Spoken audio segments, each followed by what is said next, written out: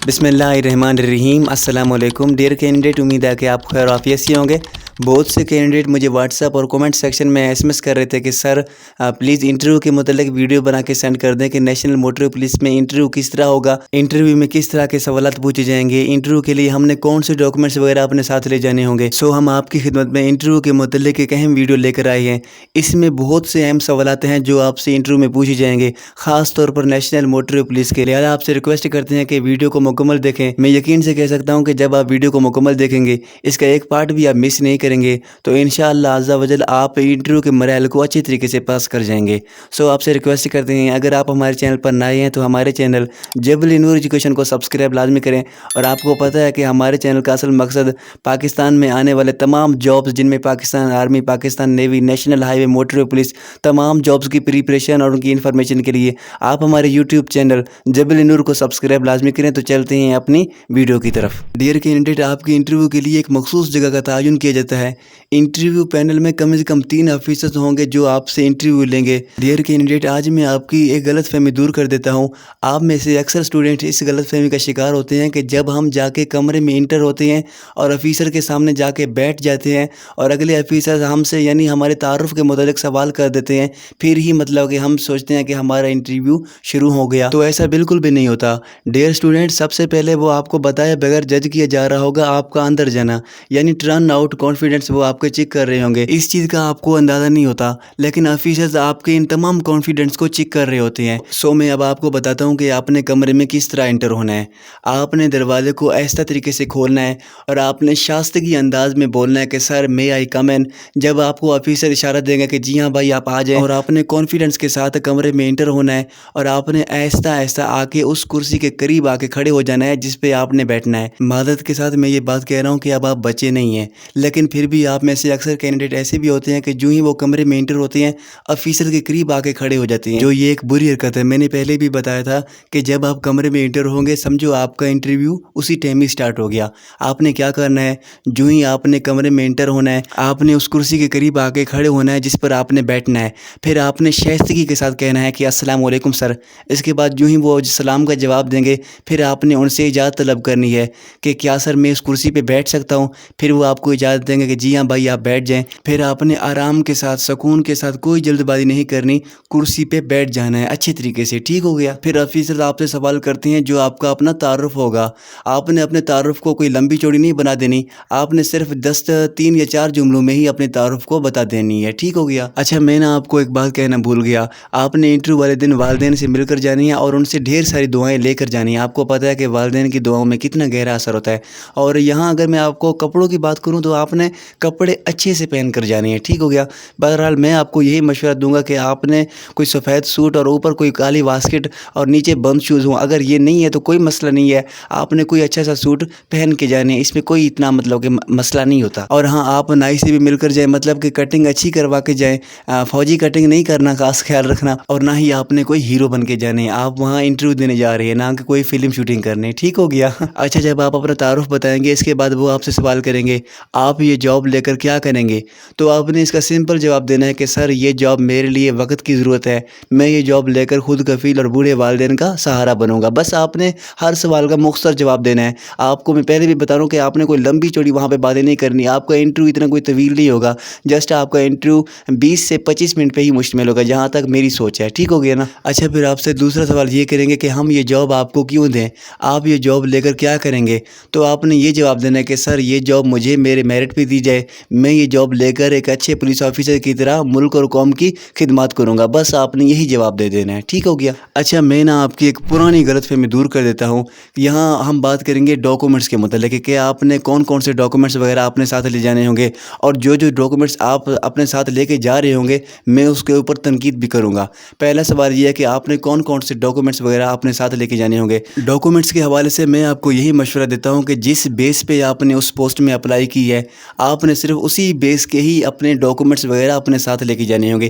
یہاں ہم نے یہ غلط فہمی بنا رکھی ہے کہ ہم نے اگر میٹرک بیس پہ اس پوسٹ میں اپلائی کی ہے تو بعض امیدوار کیا کرتے ہیں کہ انٹرمیڈیٹ یا بی اے کے ڈاکومنٹس وغیرہ اپنے ساتھ لے کے جاتے ہیں، شاید مطلب کہ اگلا آفیسر ہمارے ان ڈاکومنٹ سے متاثر ہو جائے۔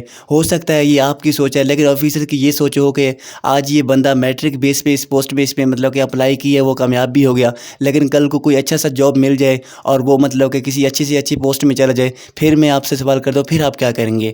میں آپ کو یہی مشورہ دیتا ہوں کہ آپ نے جس بیس پہ اس پوسٹ میں اپلائی کی ہے، آپ نے صرف اسی بیس کے ہی ڈاکومنٹس وغیرہ انٹرویو والے دن اپنے ساتھ لے جائیں۔ میں تو آپ کو یہی مشورہ دوں گا، باقی جو آپ کریں وہ آپ کی مرضی ہے۔ ہو سکتا ہے اگلا آفیسر آپ سے یہ سوال کرے کہ بھائی آپ کی تو تعلیم بی اے ہے، آپ پی پی ایس سی میں اپلائی کرتے، کانسٹیبل تو چھوٹی سی سیٹ ہے، آپ نے اس میں کیوں اپلائی کی ہے؟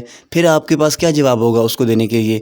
میں آپ کو یہی مشورہ دیتا ہوں کہ آپ نے جس بیس پہ اس پوسٹ میں اپلائی کی ہے، آپ صرف اسی بیس سے ہی اپنے ڈاکومنٹس وغیرہ ساتھ لے کے جائیں۔ اس کے بعد وہ آپ سے سوال کریں گے آپ کے پوسٹ سے متعلق، یعنی جس پوسٹ پہ آپ نے اپلائی کی تھی، یعنی اگر آپ نے L D C, U D C, J P O میں اپلائی کی تھی تو اسی پوسٹ سے متعلق آپ سے سوال کریں گے، یعنی وہ آپ سے یہ سوال کریں گے کہ آپ یہ پوسٹ کیوں جوائن کرنا چاہتے ہیں؟ تو آپ نے بس یہی جواب دینا ہے کہ سر میرے خیال میں پاکستان موٹر پولیس میں شامل ہونا ایک قومی خدمت کا حصہ ہے، اور میں اس میں شامل ہو کر اپنے ملک کی خدمت کے ساتھ ساتھ اپنے پیشہ ورانہ ہنر بھی کر سکتا ہوں۔ بس آپ نے یہی جواب دینا ہے۔ اور جے پی یو کے کینڈیڈیٹ سے یہ سوال بھی کر سکتے ہیں کہ پاکستان موٹر پولیس کا بنیادی کام کیا ہے؟ تو آپ نے بس سمپل جواب دینا ہے کہ پاکستان موٹر پولیس کا بنیادی کام سڑکوں کی حفاظت کرنا، ٹریفک قوانین کی پیروی کو یقینی بنانا اور سفر کے دوران لوگوں کو محفوظ رکھنا، اور یہ پولیس فورس موٹر وے اور اہم قومی شاہراہوں پر ٹریفک کی نگرانی کرتی ہے اور حادثات کی روک تھام اور ان کی تحقیق کرتی ہے۔ بس آپ نے بس یہی جواب دے دینا ہے، ٹھیک ہو گیا؟ ڈیئر کینڈیڈیٹ، اس کے بعد وہ آپ سے جنرل نالج کے سوالات بھی کریں گے، اور یہاں میں آپ کو ایک بات بتا دوں کہ سب سے پہلے آپ کو آپ کے ضلع کے بارے میں بھی معلوم ہونا چاہیے۔ اس کے بعد آپ کو صوبہ پنجاب اور پھر پاکستان کی تاریخ، ہمسایہ ممالک بھارت، چین، افغانستان، ایران کے بارے میں بھی، ان کے ساتھ بارڈر کے معاملات کے متعلق بھی آپ کو اچھی خاصی نالج ہونی چاہیے۔ اس کے ساتھ ساتھ آپ کو سعودی عرب ہو گیا، ٹرکی ہو گیا، دبئی ہو گیا، ایران ہو گیا، مصر ہو گیا، فلسطین، اسرائیل، امریکہ، روس، فرانس، برطانیہ وغیرہ، ان کے متعلق بھی آپ کو تھوڑی بہت علم ہونی چاہیے۔ ڈیئر کینڈیڈیٹ، میں نے پہلے بھی آپ کو بتایا تھا کہ جو پاپولر کنٹریز ہو گئے ان کے کرنسیز کے نام اور ان کے کیپٹل کے نام آپ کو یاد ہونی چاہیے، کیونکہ اس طرح کے سوالات مسلسل آپ کے انٹرویو میں پوچھے جا رہے ہیں۔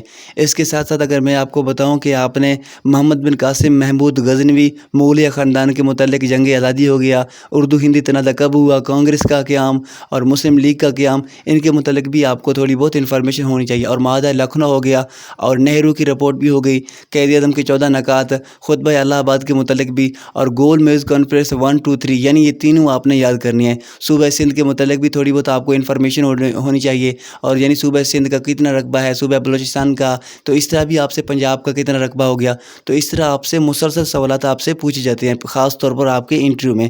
آپ نے اپنی کانفیڈنس جو ہے نا، ان کو آپ نے برقرار رکھنی ہے، آپ نے پریشان نہیں ہونا ہے، آپ نے بس ایسے سمجھنا ہے کہ یہ ہمارے ٹیچر تھے اور ہم ایز اے اسٹوڈنٹ ان کے سوالوں کے جوابات دے رہے ہیں، اور آپ نے اپنے کانفیڈنس کو برقرار رکھنی ہے، ٹھیک ہو گیا؟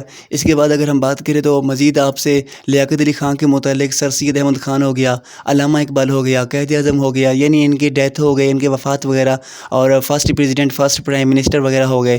اس کے بعد اگر ہم بات کریں پاکستان ایٹمی دھماکے ہوئے تو یعنی اس کے متعلق بھی آپ سے، اور بھارت کے ایٹمی دھماکے ہوئے، اور خاص طور پر بنگلہ دیش کا جو علیحدگی ہوئی تھی 1971 میں، اور 1965 کا جنگ ہو گیا، 1960 کا جنگ ہو گیا، سندھ طاس معاہدہ ہو گیا، اور قرارداد مقاصد ہو گیا، تقسیم ہند ہو گیا، تو ان کے متعلق بھی آپ نے تھوڑی بہت انفارمیشن ہونی چاہیے۔ اور اگر ہم بات کریں کانسٹیٹیوشن ہو گیا، پاکستان کا پہلا کانسٹیٹیوشن جو ہو گیا 1956 والا، سیکنڈ تھا میرے خیال میں 1962 والا، اور تھرڈ تھا 1973 والا، ان کے متعلق بھی آپ نے مطلب کہ تھوڑی بہت انفارمیشن ہونی چاہیے، اور خاص طور پر 1973 جو اب تک بھی لاگو ہے، آپ نے ان کے متعلق خاص طور پر زیادہ انفارمیشن لینی ہے۔